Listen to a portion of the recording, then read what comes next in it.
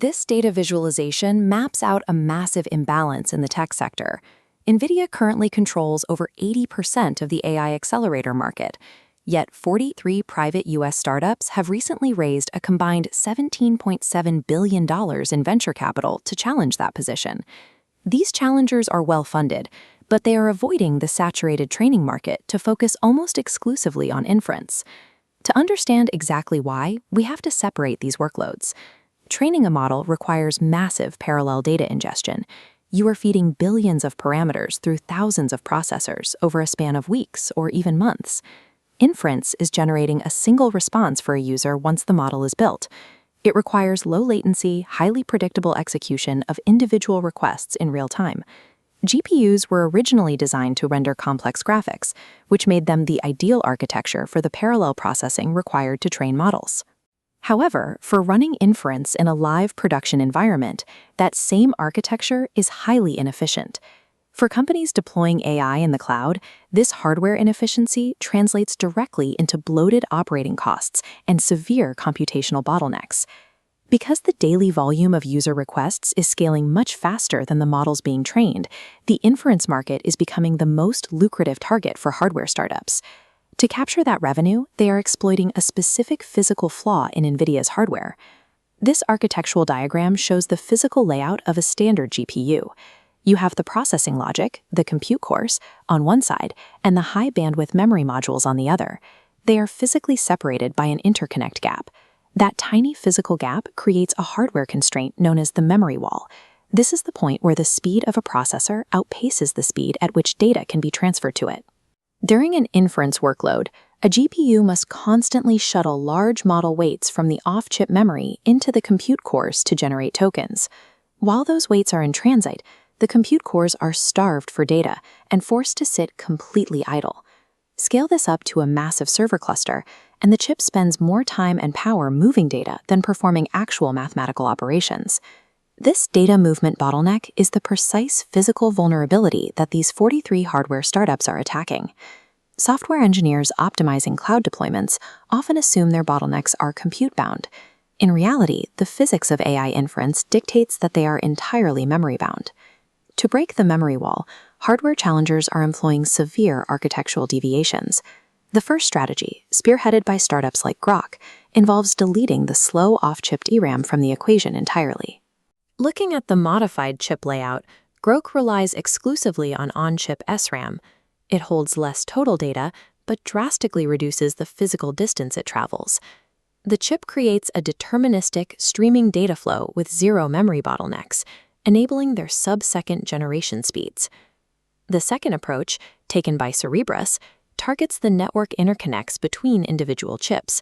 They developed the wafer-scale engine. Instead of stringing together dozens of small processors, they manufacture one massive chip, the size of an entire silicon wafer. A wafer-scale chip holds models with over 70 billion parameters on a single piece of silicon. Keeping the entire model on one unified surface eliminates the latency penalty of chip-to-chip communication. That pure bandwidth advantage is what justified Cerebras's $66 billion IPO valuation in 2026. A third approach, utilized by startups like D-Matrix, eliminates the physical split between memory and compute. This diagram illustrates digital in-memory compute. Rather than keeping storage and logic separate, mathematical logic is embedded directly inside the memory cells themselves. Data no longer travels across a bus. Computation executes exactly where the data already lives. These three distinct architectures prove a singular reality of hardware physics. Bringing data physically closer to compute is the only way to bypass the limitations of traditional GPUs at scale. While some fix the memory gap, others attack the structural norms of the data center. The fourth strategy is an architectural shift, bypassing the traditional hierarchy of data center nodes. By redistributing the compute architecture, these designs remove the bottlenecks forced upon them by centralized, standardized server racks. The fifth approach eliminates general-purpose flexibility entirely. This is the path chosen by Etched and Maddox. They are building ASICs, or application-specific integrated circuits. A GPU can run virtually any mathematical equation. An ASIC is hardwired at the silicon level to run exactly one thing. This breakdown shows Etched and Maddox hardware. The chip is physically incapable of running standard code. It is hardwired specifically to process transformer architectures.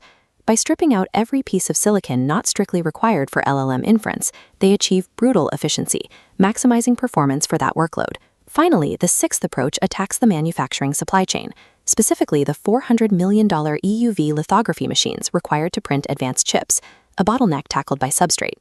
Substrate bypasses standard foundry limitations by utilizing an alternative X-ray lithography manufacturing model.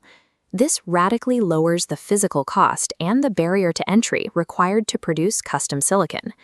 Whether hyper-optimizing for specific models or sidestepping traditional fabrication, these startups are successfully trading broad utility for massive efficiency gains and highly targeted workloads. If the physics of these 6 startup approaches are objectively superior for running inference, why hasn't Nvidia's market share collapsed? Nvidia's true monopoly is anchored by a proprietary software layer called CUDA. For a software engineering team, leaving Nvidia means leaving CUDA. The transition cost and the sheer friction of rewriting custom kernels to support a new, unproven hardware ecosystem is incredibly high. And Nvidia is aggressively defending that moat, evidenced by their $20 billion deal to acquire or license Grok's LPU technology in late 2025. Nobody is wiping out Nvidia's core business tomorrow. Their position is protected by developer familiarity and decades of supply chain trust. Successful startups are focusing on high-value exits or carving out specialized niches, rather than replacing Nvidia's core business entirely. A hardware challenger only wins when their specialized chip provides speed and cost advantages so massive that they justify the friction of leaving the CUDA ecosystem. Cloud inference is evolving into a heterogeneous landscape of specialized hardware, requiring engineers to understand the physics beneath their code to deploy models efficiently.